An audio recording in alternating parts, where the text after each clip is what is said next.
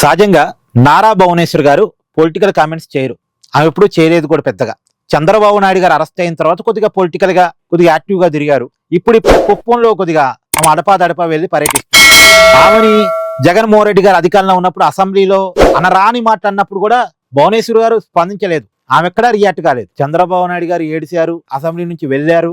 మళ్ళీ ముఖ్యమంత్రి అయిన తర్వాత ఈ అసెంబ్లీకి వస్తాను, ఇది కౌరవుల సభ అని చెప్పేసి ప్రతినబోని చంద్రబాబు నాయుడు గారు ఆ రోజు అసెంబ్లీ నుంచి బయటకు వచ్చి ప్రెస్ మీట్ పెట్టి ఏడిచి అంత సంఘటన జరిగిన రోజు కూడా భువనేశ్వర్ గారు బయటకు పబ్లిక్ గా రియాక్ట్ కాలే. ఒక్క చంద్రబాబు నాయుడు గారు అరెస్ట్ అయినప్పుడు మాత్రం బయటకు వచ్చి మాట్లాడారు. ధర్మ పోరాటం చేస్తున్నాము, ధర్మమే గెలిచిద్దని చెప్పారు. సరే, వాళ్ళు అనుకున్నట్టు 2024లో వాళ్ళ కూటమి అధికారంలోకి వచ్చింది. చంద్రబాబు నాయుడు గారే ముఖ్యమంత్రి అయ్యారు. సో చంద్రబాబు నాయుడు గారు తను చేసిన ప్రతిన ప్రకారం అసెంబ్లీకి వెళ్ళారు. సో ఆ రోజు అసెంబ్లీలో వైసీపీ ఎమ్మెల్యేలు మాట్లాడిన మాటల మీద ఇవాళ తొలిసారిగా భువనేశ్వర్ గారు మాట్లాడారు. ఒకసారి వినండి. నేను ఎప్పుడు ఆ విషయం నాకు ఇష్టం లేదు మాట్లాడటం, కానీ ఇవాళ ఆ ద్రౌపది అమ్మని చూశాను ఆలయంలో. మీ అందరికీ తెలుసు ద్రౌపది అమ్మ గురించి. మీకు తెలుసా లేదా? అప్పుడు కౌరవులు ఏం చేశారు? ఆవిడి భర్తని అవమానించాలని సిగ్గు లేకుండా ఒక ఆడదని ద్రౌపది అమ్మని సభలోకి తీసుకొచ్చి ఆ అమ్మ చీరలాగారు. ఎందుకు?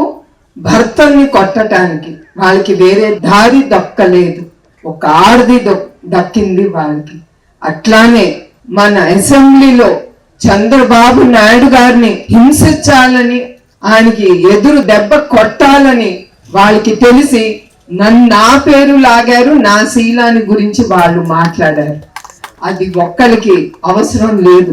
ధైర్యం ఉంటే మొగాడుగా నుంచి మాట్లాడాలి, కానీ ఒక్క స్త్రీని లాగకూడదు. మీరందరూ కూడా ఇక్కడ చాలా మంది ఆనాడు ఎలా వ్యవహరించారో ఆ వైసీపీ ఎమ్మెల్యేలు కూడా వైసీపీ అధికారాన్ని చూసుకుని అలాగే వ్యవహరించారు. అప్పుడు కృష్ణుడు వచ్చి ద్రౌపదికి అండగా నిలిచాడు. ద్రౌపది చీర లాగినప్పుడు కృష్ణుడు వచ్చి ద్రౌపదికి అండగా నిలబడ్డాడు. ఇప్పుడు ఇక్కడ జనం అండగా నిలబడ్డారు. జనం అండగా నిలబడటం వల్లే ఇలా కూటమి గెలిచింది. ఆనాడు శ్రీకృష్ణుడు, ఈనాడు జనం. ఇలా జనమే దేవుళ్ళు.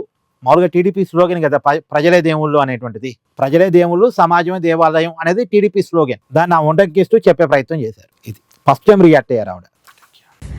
Please do like, share and subscribe this channel.